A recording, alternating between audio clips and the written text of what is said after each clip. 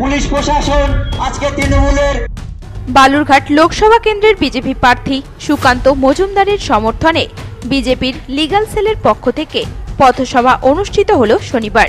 গঙ্গারামপুর চৌপথি সংলগ্ন এলাকায় এই পথসভায় উপস্থিত ছিলেন বিজেপির গঙ্গারামপুর শহর মণ্ডল সভাপতি বৃন্দাবন ঘোষ, বিজেপির লিগ্যাল সেলের জেলা নেতৃত্ব সুদীপ কুমার রায়চৌধুরী, প্রদীপ সরকার সহ অন্যান্য বিজেপি নেতৃত্ব। এদিনের পথসভা থেকে সিএএ সম্পর্কে বিশদে ব্যাখ্যা করেন উপস্থিত বিজেপি প্রভাবিত আইনজীবীরা।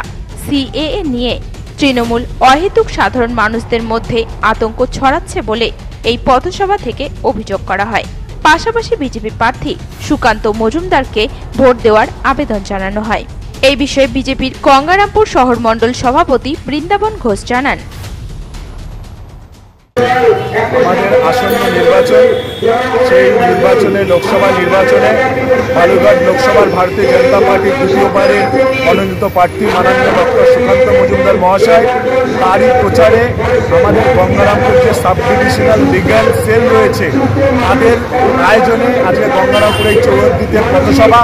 এই পথসভার আসল বক্তব্য সিএ নিয়ে গোটা ভারতবর্ষ জুড়ে বিভিন্ন দল, বিশেষ করে পশ্চিমবাংলায় আমাদের যে শাসক দল মাননীয় মুখ্যমন্ত্রী রয়েছে, তিনি বিভিন্ন জায়গায় বিভিন্নভাবে কুৎসা লটিয়ে বেড়াচ্ছেন, মিথ্যে কথা লটিয়ে বেড়াচ্ছেন। সিএএ বা সিটিজেন অ্যামেন্ডমেন্ট অ্যাক্ট এটা কারোর নাগরিকত্ব হরণের অ্যাক্ট নয়, এটা মানুষকে নাগরিকত্ব পাইয়ে দেওয়ার আইন। আজকে আমাদের এই গঙ্গারামপুরে এই ব্লকেই যদি দেখা যায়, এখানে 90% বেশি মানুষ ওপার বাংলা থেকে এসেছে। বুঝলে দেখা যাবে হাজারোধিক মানুষ এমন রয়েছে আজকে তারা 60 বয়স হয়ে যাওয়ার পরও তারা ভোটার কার্ড করতে পারছে না, কেউ রেশন কার্ড করতে পারছে না। তার কারণ তাদের কাছে ওই পার থেকে আসার পর, বংশ পরম্পরায় থাকার পরও, অনেকের এইখানে জন্ম হয়ে যাওয়ার পরও তারা সেই সমস্ত প্রয়োজনীয় কাগজপত্র তৈরি করতে পারছে না, কারণ তারা কিছু দেখাতে পারছে না। পরে তাদের কাছে কোনো বৈধ কাগজ নেই ওই পার থেকে আসার পর।